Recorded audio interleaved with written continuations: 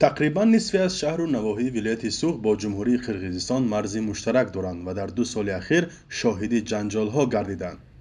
پس از مناقشه خونین سپتامبر سال گذشته، کار کمیسیون تعیین و علامتگذاری مرزی شدیدتر گردید و رهبران شهر و نواحی مرزی هم در آن شرکت می‌ورزند. اما در نشست‌های خبری از نتیجه گفت و شنیدها جزئیات نمی‌دهند. البته این مسئله حل خودش می‌یابد. من شخصا امید دارم برای اون که پیشوای معظم ملت داریم از کدام حالت‌های امروز تاجیک‌های به چنین روز آوردن اینم روی حلش می‌یابد. یکم کیلومتر خطی سرحد کشیده شد یا نه؟ در حدود اسفر. در حدود اسفر شما کدام مدت میگویید؟ این مسئله سرحد شما میدونید چند قدر مساحت هم با جمهوری قرقیزستان ما وای داریم.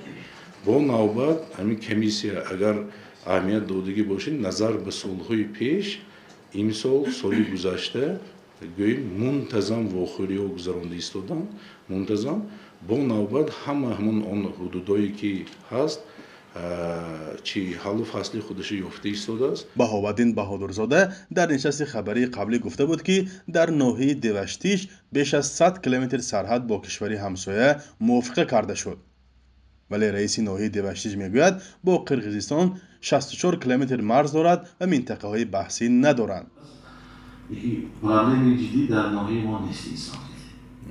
معامله واضح‌تر نیست.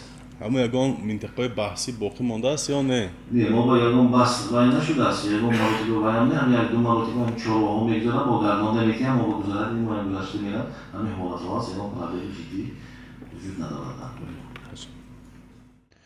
دیگر رئیسان ناحیه‌های مرزی میگویند درباره تعیین و علامتگذاری مرز هیچ اطلاع ندارند. در سطح جمهوری باز رفتار خودتون میدونید باید علامتگذاری ولی پر نقطه نگاهشون نیست. به ما هیچ چیزی نمیتونیم.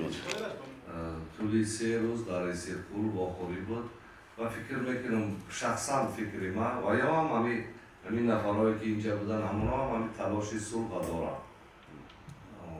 امروز و یا هم درک میکنن که قوایی هست که همین صلحی بین تاجیک و قرقیزستان نمیخواهند. من فکرم شخصا فکر کنم.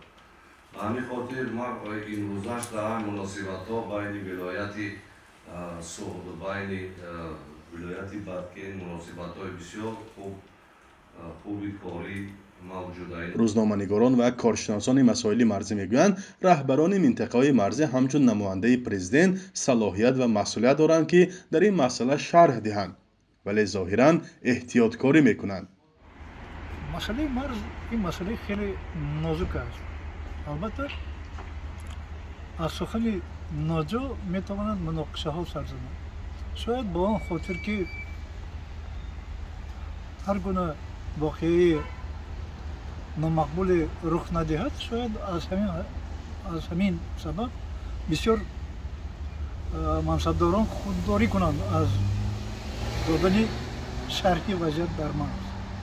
ولی من گمان دارم که از بالا هم شاید یگان نشان داده باشد که همه این مسئله ها این مسئولیت کمیسیون بین حکومتی بین تاجیکستان و قرقیزستان آید به علامتگذاری باید باشد. برخی مقامات قدرتی هم این نوبت به فرق از نشست‌های قبلی به روزنامه‌نگاران گفتند که تا کشاده شدن مرز در این باره شرح و توضیح ندارند و نتیجه واخوری‌ها را آشکار کردن نمی‌توانند. من گفتم احتمالیتی کشاده شوی همون چیز است. شما در همه رسانه‌ها уже نوشتین که گمرک گفت که کشاده استیم سرحد. حاضر همین راه اونا چند قشد قریب 1 سال میشد. تیمور جان گفت شنید رفته است. اما ما دیگه معلومات نداریم. مسئله سرحد قرقیز قطعی سرحد کشودن ما کارگرامون همه آمادن همه نوابسته او که سرحد بستگی کارگرای ما در سرحد ما کارخانه‌مون هست دیدبانگاهمون هست همه کارگرامون 100% در جای کار شدگی‌اند. اکثری رهبران جواب دادن به چنین سوالها را صلاحیت کمیسیون بین حکومتی تاجیکستان و قرقیزستان می‌دانند. ولی مسئولان کمیسیون هم بعد گفت و شنید جزئیاتش را نشر نمی‌کنند و تنها بیان می‌کنند که واخوری در فضای دوستی و همدیگر فهمی برگزار شد. فقط همین سال کمیسیه مشترک 7 بار واخوری دایر کرده است. سوال به میان میآید که 7 مراتب واخوردیم و دیگر خط سرحد معین شد. در حقیقت در وقتی واخوری ها از هر دو طرف پیشنهادها، تکلیفها اوید به حل مسئله، واریانت هایی که حل مسئله پیشنهاد کرده می شود و آموخته می شود. در اینجا منفعت های هم تاجیکستان هم قرقیزستان است که باید به هم آید. برای من این 7 واخوری که گذشت گوییم که این البته در آینده نتیجه خودش میدهد. از اول سال جاری با وجود گفتگوهای پیهم مقامات تاجیکستان و قرقیزستان علامتگذاری خط مرز میان دو کشور انجام نشده است. بعضی کارشناسان با اشاره به سست پیش رفتن کارهای تعیین و علامتگذاری مرز میگویند. دوشنبه و بیشکک در این زمینه اختلافهای زیادی دارند. کارشناسان حدس میزنند که یا در کار کمیسیه پیشرفتی نظررس نیست و یا برای خلل نرسانیدن جزئیاتش آشکار نمیگردد. هرچند این روند از جانب کشور قرقیزستان به طرز دیگر برخورد میگردد.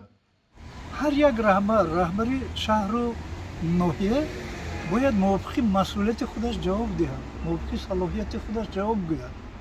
زیرا بسیار مسئله های کوچکی حتی هستند که اونها از مد نظر کمیسیون بین حکومتی دور میمونند و از گفتن اونها شاید بعضی مسئله ها حل خودش رو یابد. از همین نقطه نظر باز یک به دیگر چیز اشاره کردن لازم است که جانب قرقیزستان همیشه اولین شده خبر میده و بعضا همون مسئله های مرزی رو با منفعت خودش تاب میده. برای همین خبری اولین همیشه در عرصه بین المللی افکار اول رو به وجود میآورد. از همین نقطه نظر از همین چیز همیشه استفاده کردن برکار است. تاجیکستان با قرقیزستان 970-980 کیلومتر خطی مرز دارد که از آن 664 کیلومترش معین شده است. نامعین ماندن سرحد هر چند وقت سبب زد و خورد مسلحانه می شود. بخصوص در 2 سال گذشته شاهد مناقشه خونین و پرقربانی شدند. دعوا سر دسترسی به زمین و چراگاه‌ها، منبع‌های آب و دیگر منابع باعث سر زدن اختلاف‌ها میان ساکنان نزد مرزی و جلب نظامیان از هر دو طرف شد. با وجود ادامه روابط کاری میان دو کشور، مناسبت‌های سیاسی بین دو همسایه نزدیک هنوز پورا برقرار نشده است. مرز قرقیزستان برای شهروندان تاجیکستان بسته باقی میماند و داد و گرفت‌های تجارتی و اقتصادی دو کشور هم خیلی ناچیز شده است. فرزان محمدی، رادیو آزادی از منطقه‌های مرزی ولایت سوخت.